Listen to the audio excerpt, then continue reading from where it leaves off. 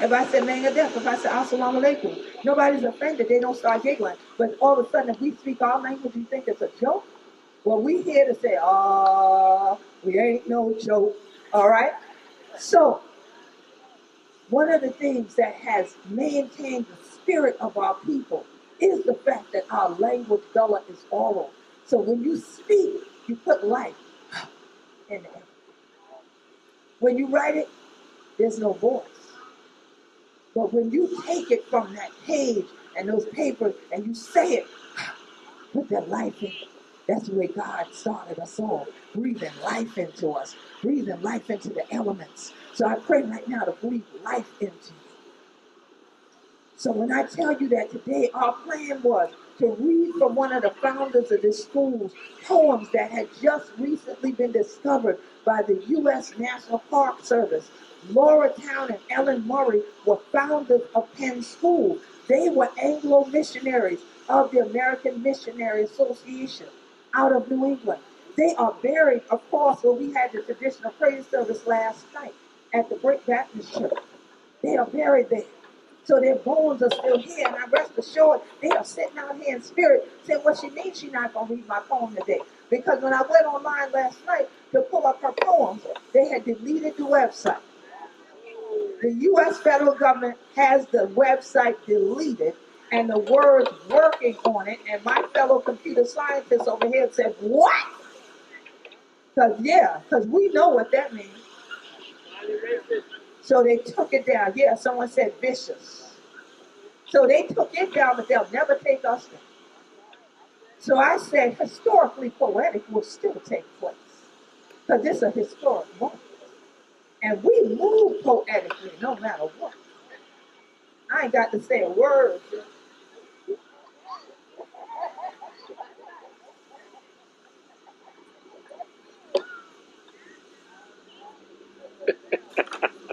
And y'all understood all that. Everything. Right? So that's the thing.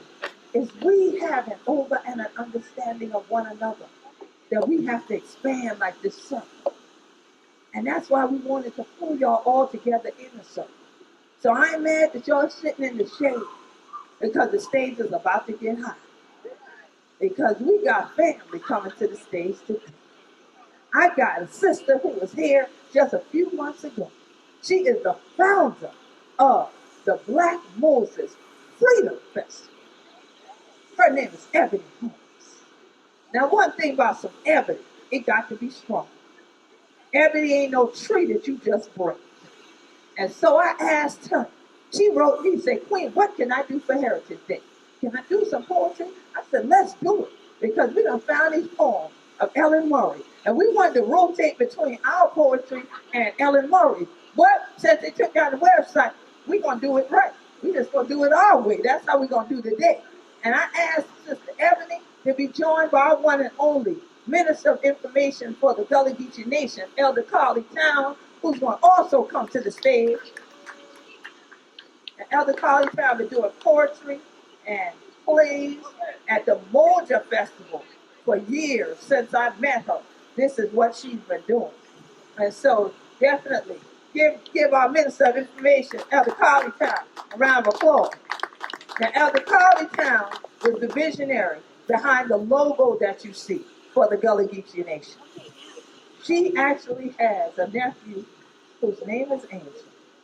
And so the angels blessed the Gullah Geechee Nation with our logo.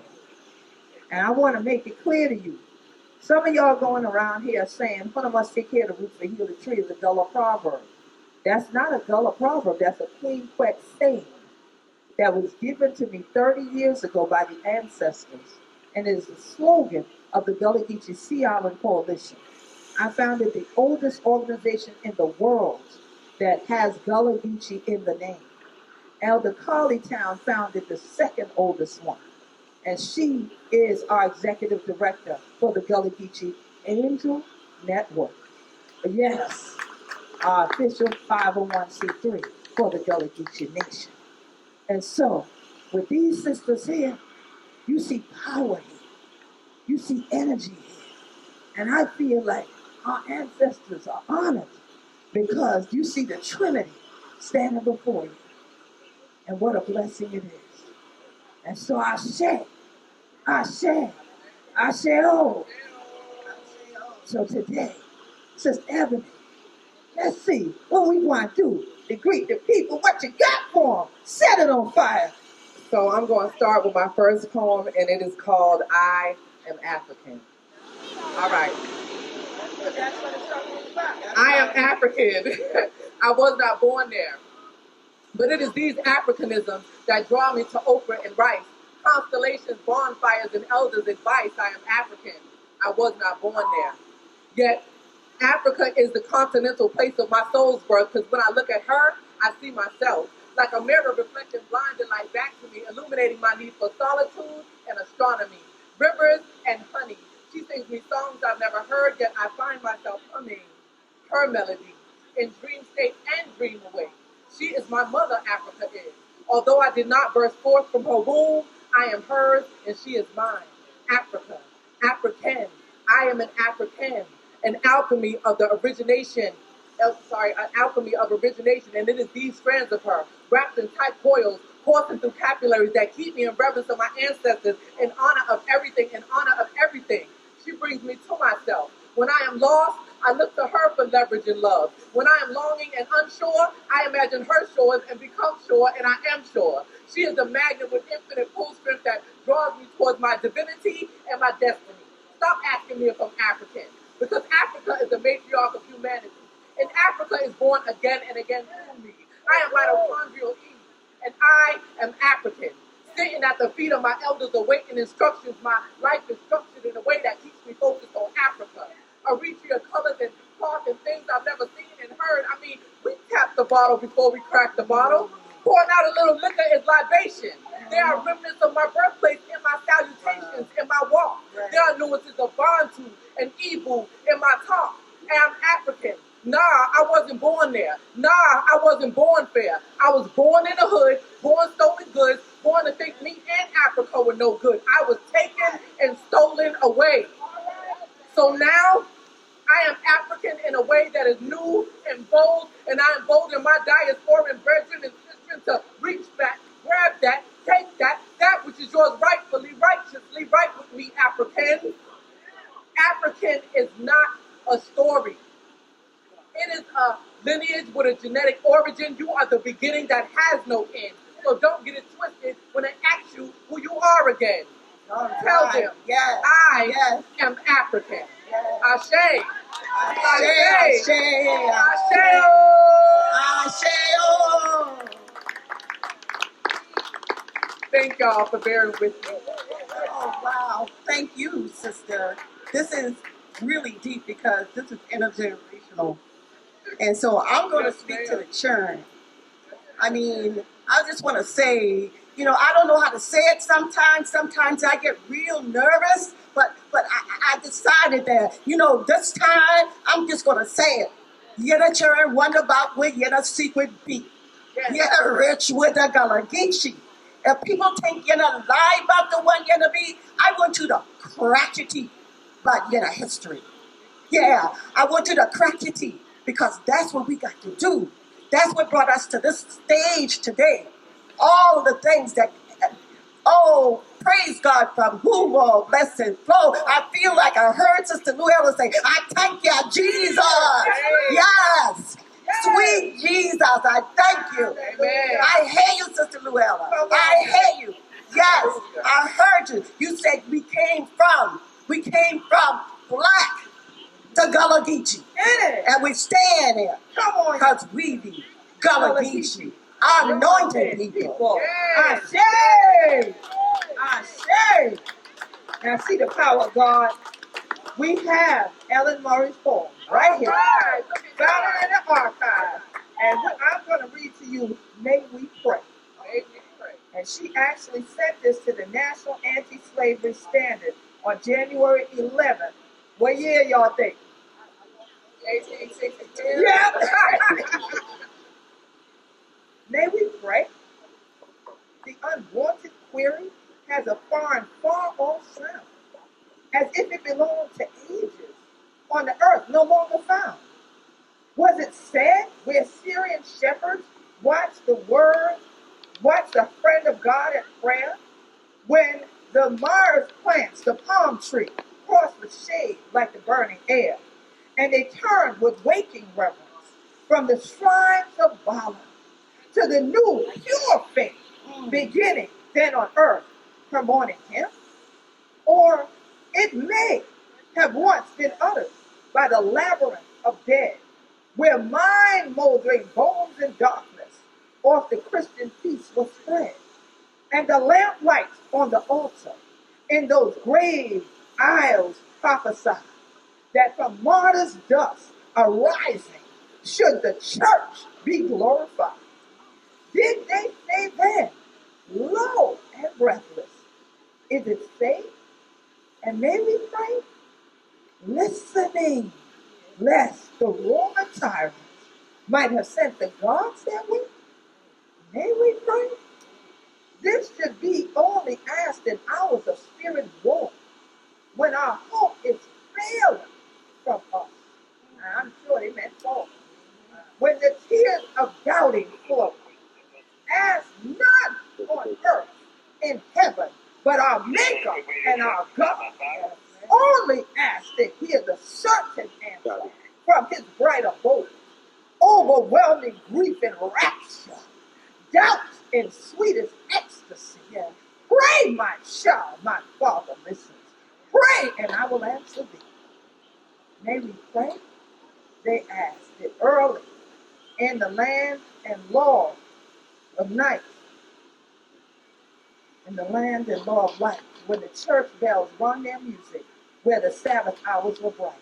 Utterances of prayer forbidden, eager words of praise repressed, that no hint of swift-winged judgments might disturb the master's rest. But the human soul is stronger than a fellow mortal's will, and the prayer grew only deeper while the lips were dumb and still, till each slave heart in its beating was a never-ceasing prayer, till the angels caught up anthems never breathed on earthly air. May we pray? The northern soldiers scarcely understood that word and a thankful thought for freedom. Unawares their spirits stirred in their homes their laughing children. Hush, at night, then was it pray, when the loving mother whispers, darling, it's time to pray. And the youngest knelt beside her with the stainless baby brow.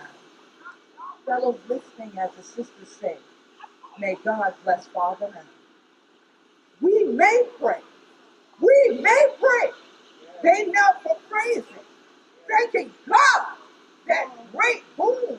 But the voice of grateful blessings mingled with their praises soon, and with holler heart and blessing turned the soldier from the place where the aged slave was asking that and recompensing grace, God would bless the sent deliverers who had given leave to pray. And where they called upon him, never, never turned away. From Ellen Morrow, may we pray.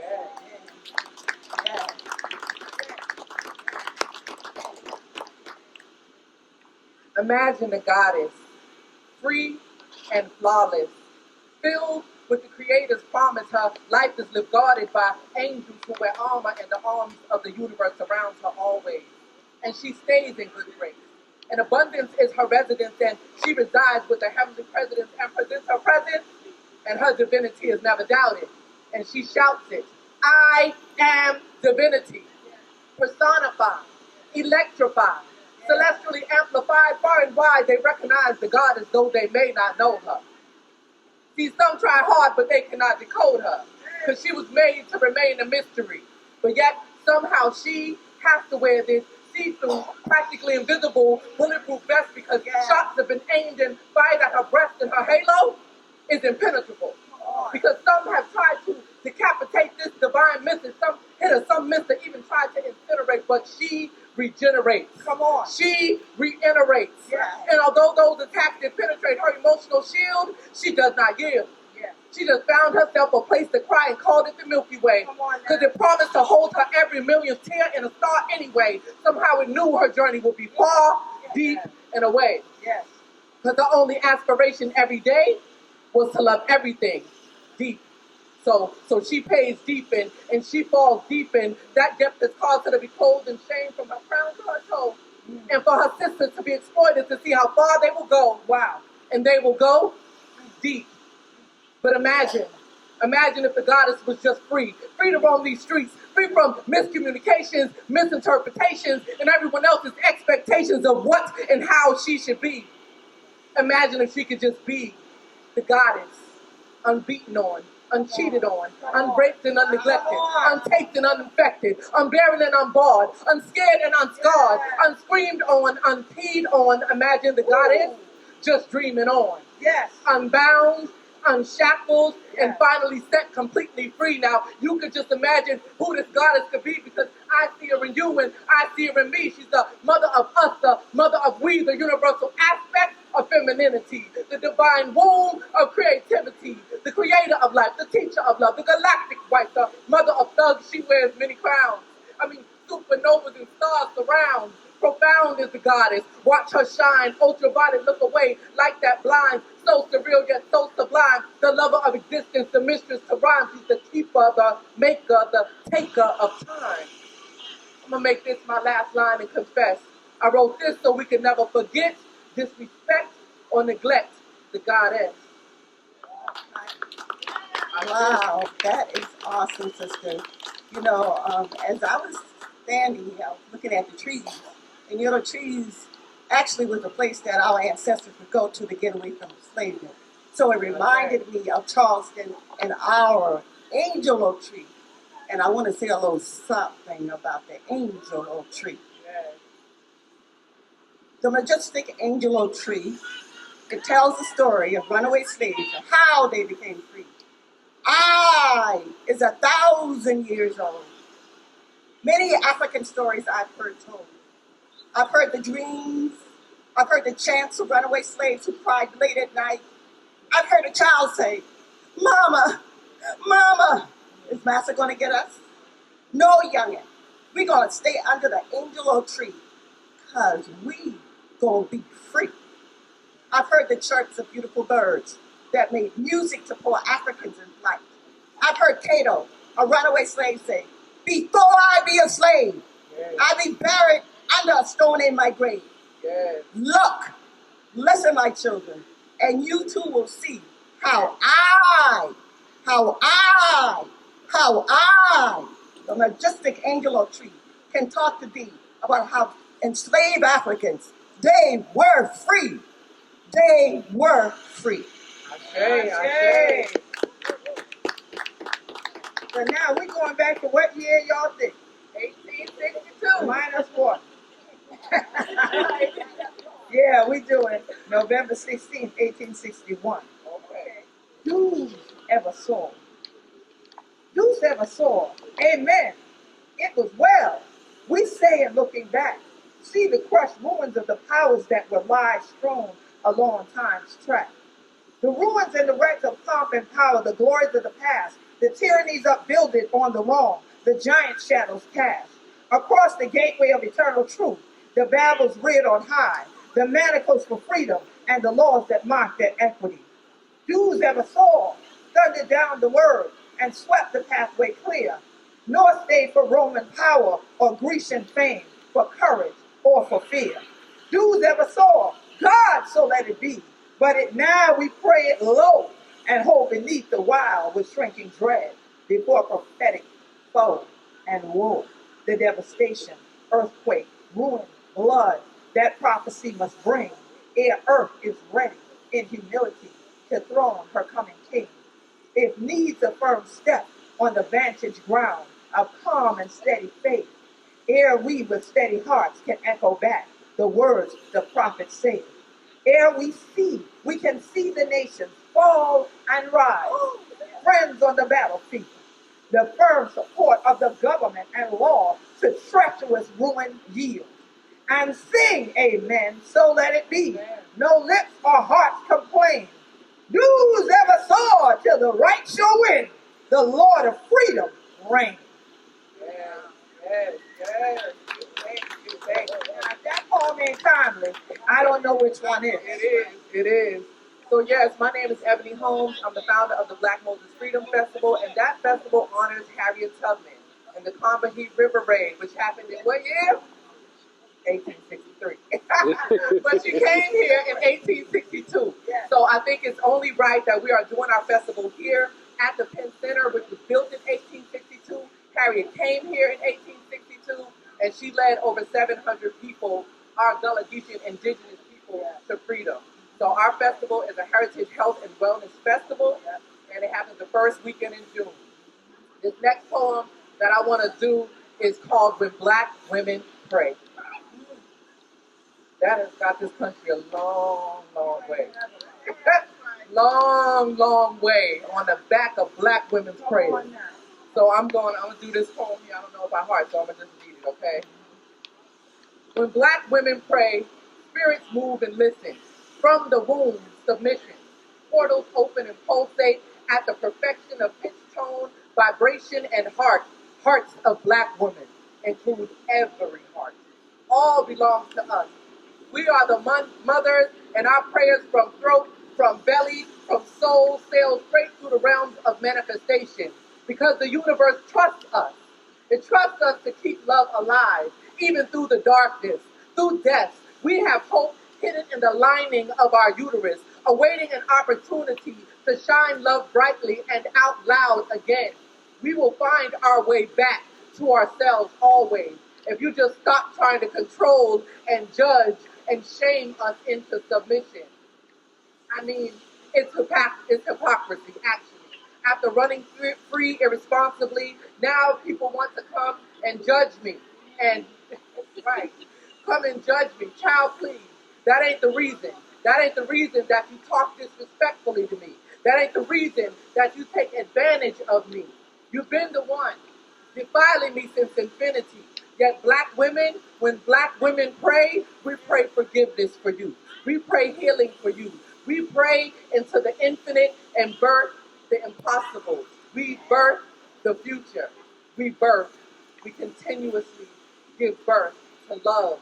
We continuously give birth to creativity. Because when black women pray, we actually save the day. Ashe? Since we're talking about women, I want to talk about a woman that really impressed me since I was a little girl. Her name was Sister Luella. Matter of fact, Sister Luella was at the installment when we installed Queen Quet in 2000. And all you could hear her say is, "Thank you, Jesus," in between the libation. We were doing a libation, and it was just natural for her to feel it. So I wrote this poem years ago, and it's in honor of Sister Luella. And you know what? Laura Towne. My name is Elder Carlie Towne. I'm not related, but it just happened so. It was all just organically. I was given that name. And I just want you all to know that I am so proud to be here, and I'm so proud to honor Sister Luella, Laura Towne, and all those women that prayed. Amen. Amen. I went to church 2 Sundays ago and fell in love with Sister Mo. She was praying and thanking the Lord, and up jumped Sister Luella. She leaped into the sky. She started to rap about Jesus on high. She said, "Breeze us, flowing through the trees, make me know Jesus, him the one to please us." I wondered to myself, how could she remember all the things to say? The rhythm and the cliche. I could not believe all the rap I had heard, and the sister was saying it word for word. After church, I asked her, "How you know the rap so well?" She said, "Inside of me, an inner voice dwells." She said it was the Holy Spirit, and the way she rapped, it wasn't hell. So rapping is nothing new. The first time I heard rapping was in 1952. It was Sister Luella. She was rapping in the pew. I say, "Rap sister, rap sister, rap sister, rap sister, rap." I think it's so appropriate since we're getting ready to wrap up here. Because what you heard today, you heard about Kuumba. Well, we have a Pulitzer Prize, Lincoln Award-winning author, Dr. Etta Fields Black, who is on her way to this campus right now, who will be doing our symposium, which is our Gullah Geechee Lineage and Legacy Symposium at 3 o'clock in the building 2, this way over here, because y'all gonna be knowing left and right. My left, your right, if you're looking at me, all right? So this building is called Frizzell Community House. You kind of come through the African village there of all the items and come to that building.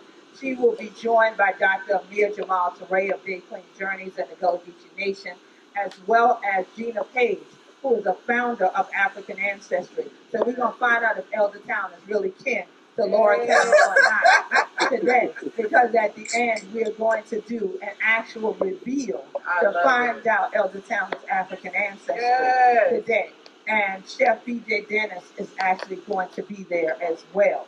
And so we intend to continue this celebration of freedom. So on that note, my brother Ron Kuumba, Goodwine, is a poet.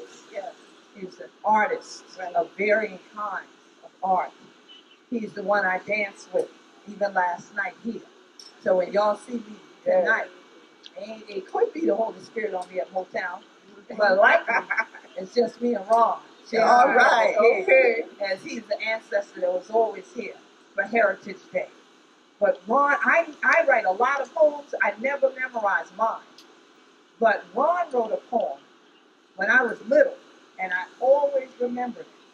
And I think it's so apropos to share that with what we've shared today. Snowy white. Masculine energy. Yes, you're right. Snowy white, beams of light. Show me the way, but blind my sight. Gave to me a brand new name. Took from me my heritage I claim. Put me to work in the red hot sun, picking tomatoes, tobacco, and cotton. But then came the war to set me free. Burned and buried my misery. It's a brand new day that has been born. I think it's time for us to be moving on. So we moving on, y'all. Thank y'all. Love y'all. Give a round of applause to Elder Carlie Towne. Give a round of applause to Eboni Holmes. And DJ Selector Kwame Shop. We ready. That's right.